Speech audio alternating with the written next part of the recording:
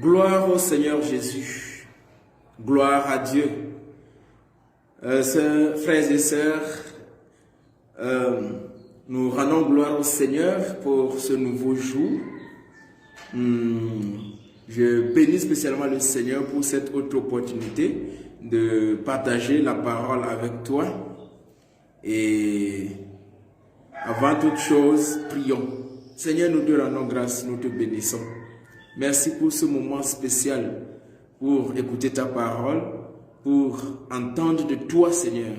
Ta parole est la vérité. Seigneur, donne-nous, Seigneur, de la comprendre et donne-nous de la mettre en pratique. Que ton Saint-Esprit lui-même nous guide, nous illumine, nous donne l'intelligence pour comprendre et nous donne, au Seigneur, de pouvoir porter du fruit conformément à ta parole. Béni sois-tu, au nom de Jésus-Christ. Amen. Frères et sœurs, je te salue dans le nom précieux de notre Seigneur et Sauveur, Jésus-Christ de Nazareth. C'est encore un immense plaisir, une grâce, un privilège de partager encore la parole aujourd'hui. Le dimanche passé, nous avons parlé de la mort et nous avons essayé d'expliquer qu'il y a deux types de mort. La mort spirituelle et la mort physique. La mort physique qui fait souvent très peur aux hommes et qui est inévitable. Cette mort, les hommes le craignent plus que l'autre mort qui est la mort spirituelle. La mort spirituelle fait de toi un cadavre humain. Tu vois que tu respires, tu vois que tu marches, tu parles. Et en ce sens, tu n'as pas peur de cette mort. Mais c'est une mort très dangereuse. Puisque tous ceux qui sont morts de la sorte, ils sont enterrés non pas dans un cimetière physique, mais dans un cimetière spirituel qui est l'enfer. Donc le cimetière des morts spirituels, c'est le lac de feu. Mais gloire au Seigneur Jésus, gloire à Dieu le Père, gloire au Fils, gloire au Saint-Esprit. Je veux dire vraiment gloire au Père parce que il a eu pitié de l'homme et il a envoyé la solution pour pouvoir sortir de la mort spirituelle. Il a envoyé son Fils unique, Jésus-Christ de Nazareth, pour pouvoir nous donner l'opportunité de nous réconcilier avec lui. La Bible déclare que sans effusion de sang, il n'y a pas de pardon de péché. Ceux qui sont morts spirituellement, ils le sont parce qu'ils ont péché contre Dieu. Et nous avons dit la fois passée que le péché constitue un mur de séparation entre Dieu et le pécheur. À telle enseigne que quelles que soient les prières, les jeûnes, les bonnes œuvres que ce pécheur fait, Dieu ne l'écoute pas.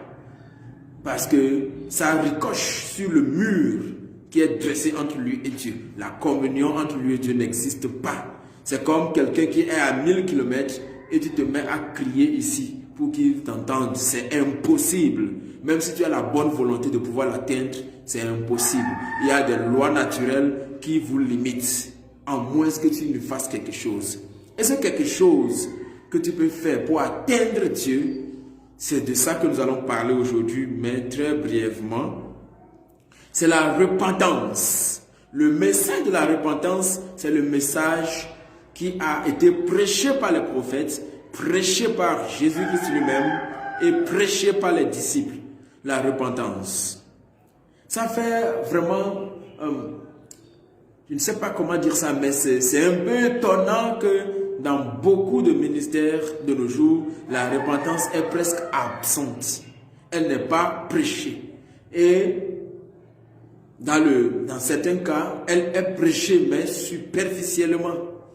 Et quand tu vois certains gens, quand ils tombent sur des personnes, ou bien des ministères qui prêchent la repentance, ils disent qu'ils en font de trop.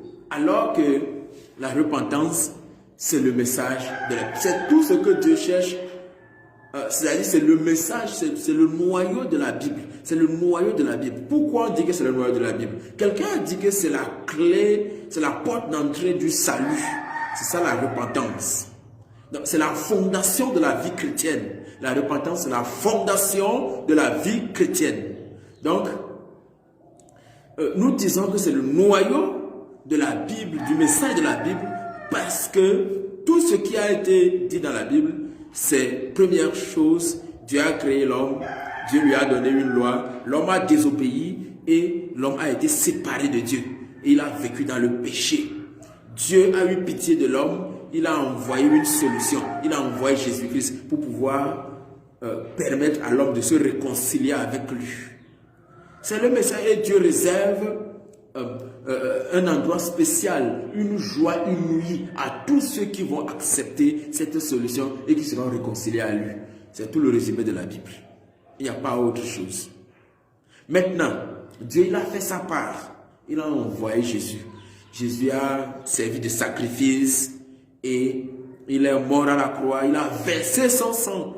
La Bible déclare dans Jean 3, le verset 16, que Dieu a tant aimé le monde qu'il a envoyé son Fils unique, afin que quiconque croit en lui ne périsse point, mais qu'il ait la vie éternelle. Donc, Dieu a fait sa part. Maintenant, la part qui reste à faire, ça incombe à l'homme. Et c'est la repentance. Et c'est pourquoi Jean-Baptiste disait, repentez-vous car le royaume des cieux est proche. Repentez-vous dans Jean 3, dans Matthieu chapitre 3, le verset 1 à 2. Tu vas voir, c'était son évangile. Jésus est venu et il a prêché la même chose. Dans Matthieu 4, verset 17, il est écrit blanc, noir sur blanc, que dès ce moment, Jésus commença à prêcher et à dire, repentez-vous car le royaume des cieux est proche. Et également, dans Marc 6, le chapitre 6, verset 7 et dans le verset 12, il est écrit que Jésus a envoyé ses disciples 2 à 2 et il les a envoyés prêcher quoi? La repentance. Les disciples étaient mandatés pour prêcher la repentance. Mais qu'est-ce que la repentance? La repentance, c'est un changement de vie, un changement de comportement. Depuis le cœur, tu changes depuis le cœur, depuis ton cœur. C'est un changement d'attitude. La vie dans laquelle tu étais avant, tu changes de direction. C'est comme quelqu'un a dit que c'est une rotation sur soi de 180 degrés. Non, de 380 degrés plutôt. Non, c'est 380 ou bien non, c'est 180 degrés. C'est-à-dire que si tu allais à gauche, tu te tournes maintenant vers la droite. Donc, c'est ça la repentance. Donc, la repentance a a 4 étapes principales que je vais citer. Donc, j'ai dit que je ne serai pas long dans ce direct. Donc, la première étape de la repentance, c'est quoi? C'est admettre que tu es un pécheur. Il y a des gens qui disent que tout le monde fait ça. Est-ce qu'on peut éviter le péché ici? Est-ce que je suis le seul pécheur? Ce n'est qu'une petite chose. Si tu as de ce type de paroles dans ta bouche, de ce type de phrases, tu es disqualifié pour la repentance. Parce que celui qui veut se repentir doit se dire, Seigneur, je reconnais que j'ai péché contre toi. Je reconnais que je t'ai blessé. Je reconnais que j'ai plongé un couteau dans ton cœur et que je t'ai tourmenté par mes péchés. Je reconnais que je suis parmi les pires pécheurs, les plus grands pécheurs de ce monde. Je l'admets. Je l'admets à telle enseigne que même si tu m'as envoyé en enfer aujourd'hui, tu as raison, car ça serait ta justice. C'est ta justice que tout pécheur aille en enfer. Donc, ça c'est la conviction depuis le cœur qu'un pécheur doit avoir.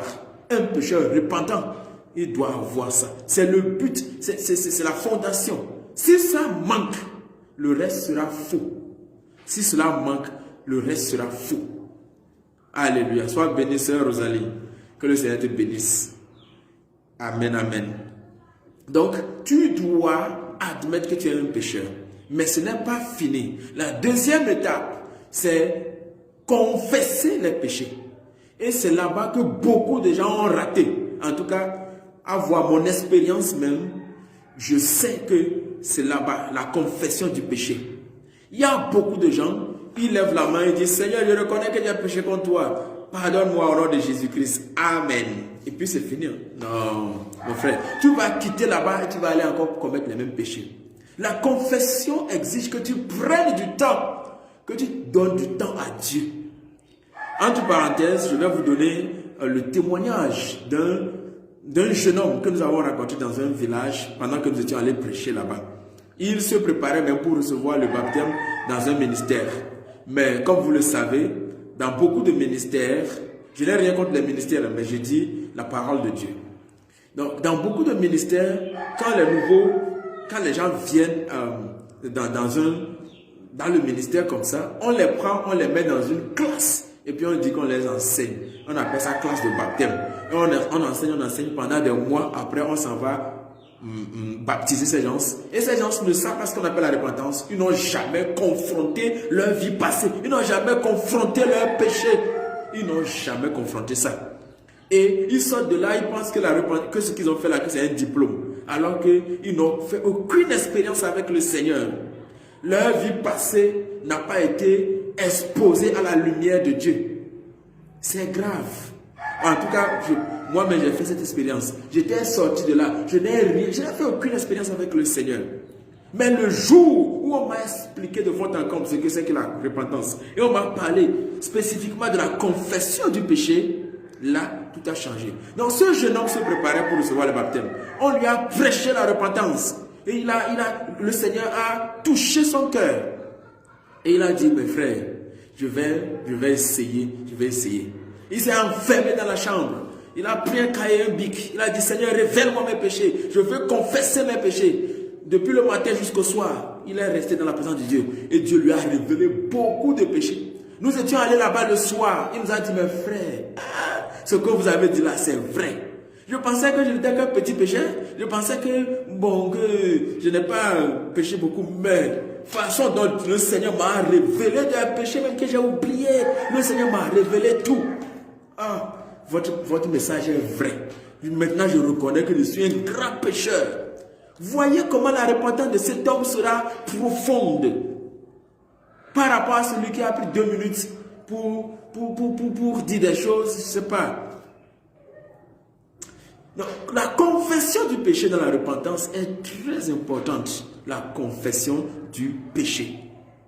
Donc, un homme doit pouvoir être capable de disposer du temps devant Dieu pour lui dire, Seigneur, je reconnais que je suis un pécheur, je l'admets, mais je veux savoir jusqu'où j'ai péché contre toi. Révèle-moi mes péchés. Révèle-moi mes péchés. Et recevoir. Alors, quand le Seigneur voit dans le cœur d'un homme cette disposition, il envoie sa lumière. Il envoie sa lumière. Et alors, qu'est-ce qui se passe? La manière dont cette personne voyait le péché avant, sa manière de voir le péché maintenant change. Oh, mes frères et sœurs, je me rappelle ce jour où je me suis repenti. Je pleurais. Quand des péchés que je connaissais avant, au moment de la repentance, le Seigneur m'a ouvert mes yeux, j'ai vu ces péchés, j'ai dit, waouh, Seigneur, comment est-ce que j'ai pu faire ça? Qu'est-ce qui s'était passé dans ma tête? Pourquoi j'ai fait ça? Oh Seigneur, je reconnais que mon cœur était mauvais. J'étais mauvais, Seigneur. Pardonne-moi. Si c'était à refaire même, je n'allais plus faire ces péchés. Si c'est que tu me donnais une autre occasion, une autre opportunité pour reprendre ma vie, je vais éviter ces choses. Ça me fait déboucher alors sur la 3e étape de la repentance, l'abandon du péché. Quand tu te mets à confesser un péché, que dans ton cœur, tu sais que tu ne vas pas abandonner. Tu es un hypocrite et le Seigneur ne va même pas te pardonner. Tu es un hypocrite. Alors, qu'est-ce qui se passe? Il y a beaucoup de gens qui ont confessé beaucoup de péchés et dans leur cœur, ils se disent que ça c'est très difficile, je ne peux pas abandonner ça. Ou bien ils sont en train de tirer des profits de ce péché et ils se disent que si je laisse un profit là, comment je vais faire pour vivre, comment je vais faire pour manger, comment, des raisonnements sur des raisonnements, le diable les trompe. Exemple d'une jeune fille qui vit dans une chambre louée par un copain de péché, ou bien qui reçoit de l'argent, qui n'a aucun travail et qui reçoit de l'argent d'un copain de péché. Ou bien exemple d'une prostituée qui vit de la prostitution. Il peut se poser la question, si j'abandonne, je vais faire quoi, je vais faire comment, je vais manger comment, je vais payer mon loyer comment. Mais notre Seigneur, il pouvoir tout, il est puissant, tout lui appartient. Donc ne raisonne pas. Le péché que tu chéris, c'est ce péché-là qui va te tuer. Alors, tu dois résoudre depuis ton cœur que j'abandonne ce péché. Et le Seigneur doit le voir dans ton cœur. Toi-même, c'est un engagement. Et ça émane de la manière dont tu as traité la confession. Plus tu as été profond dans la confession, plus tu as disposé du temps pour dire, Seigneur, que ta lumière inonde mon cœur, afin que je puisse voir l'étendue de ma vie de péché. Plus tu fais ça, plus l'abandon du péché sera efficace. Et la quatrième étape, que beaucoup de gens ignorent, c'est la restitution. La restitution est un message biblique. Zachée a fait la restitution. Dans Luc, le chapitre 19, verset 8 à 9, si je ne me trompe, lorsque Jésus est entré dans la maison de Zachée, Zachée a dit, voici, je donne la moitié de mes richesses aux pauvres. Et si j'ai fait tort à quelqu'un en quelque chose, je promets de lui restituer ou bien de lui rendre cela au quadruple, 4 fois. Donc Jésus a dit, le verset suivant, Jésus a dit que le salut est entré dans cette maison aujourd'hui. Donc après la restitution, le Seigneur Jésus a dit que le salut est entré dans la maison. Mais parlant de maison, il parle du cœur, il parle de la vie de Zachée. Donc, je comprends mal comment quelqu'un dit qu'il s'est repenti et il n'a jamais fait aucune restitution. Ça veut dire qu'il n'a pas confronté ses péchés. La restitution, c'est essayer de réparer les torts que tu as causés aux gens par tes péchés. La restitution, c'est essayer. C'est essayer. Donc, il y a des restitutions qui sont impossibles. Tu ne peux pas. Il y a des restitutions qui sont que Dieu va te dire, ne fais pas. Donc la restitution, mais il y a des restitutions qui sont bel et bien possibles. Si tu as volé une table étant dans le monde, maintenant que tu as donné ta vie à Jésus, tu t'es repenti, et tu veux méditer sur cette table-là, tu veux traverser cette table volée. Non, c'est pas possible. C'est pas possible que tu jouisses encore du fruit de ton péché pendant que tu te dis que tu t'es repenti. C'est pas possible. Alors, cette dernière étape de la repentance s'étend sur toute ta vie chrétienne. C'est-à-dire que la restitution, c'est le Saint-Esprit qui te conduit au jour le jour. Tu peux être un chrétien de 10 ans. Un jour, le Seigneur va t'ouvrir les yeux sur une restitution à faire. Il te dit que ça là, fais ça comme ça, fais ça comme ça, fais ça comme ça. Donc, voici les 4 étapes, les 4 grandes étapes de la repentance. Admettre que tu es un pécheur, confesser tes péchés, prendre l'engagement de les abandonner et faire les restitutions qui s'imposent. Gloire au Seigneur Jésus. Donc la restitution est, la repentance, je veux dire, est la base, la fondation de la marche chrétienne, la fondation de la vie chrétienne. Donc, si tu prends le temps de faire ta repentance bien, tu es semblable à cet homme dont Jésus a dit qu'il a bâti sa maison sur du roc. Mais si tu négliges ta repentance, si tu le fais à la hâte, si tu le fais à la va-vite, si tu le fais pas sérieusement, tu es en train de bâtir ta maison sur du sable. Lorsque les vents vont souffler, mon frère, ma soeur, ne sois pas étonné, tu vas tomber. Et ta chute sera vue de tous les hommes et sera retentissante. Soyez bénis, frères et sœurs. C'est ce message que j'ai pour vous ce jour, le message de la repentance. On ne cessera jamais de le prêcher, ce message, puisque Dieu s'attend à ce que chacun de nous se repente afin de pouvoir bénéficier du sacrifice de Jésus, afin de pouvoir bénéficier de ce joyau qu'il nous a donné, Jésus-Christ de Nazareth, Jésus-Christ. Sois béni, frères et sœurs. Merci beaucoup à toi qui m'as suivi. Et merci à toi qui me suivras. Que le Seigneur te bénisse. Shalom, shalom. Mais nous allons prier d'abord. Seigneur, nous te bénissons pour ta parole. Merci beaucoup pour ta puissance derrière la parole. Merci beaucoup, Seigneur, de ce que tu utilises cette parole venant de toi-même pour changer la vie, pour racheter des vies, pour, oh Seigneur, produire des transformations dans les vies. Béni sois-tu, Seigneur, au nom de Jésus-Christ. Amen. Shalom, bye bye. Bon dimanche à toi. Je vous aime.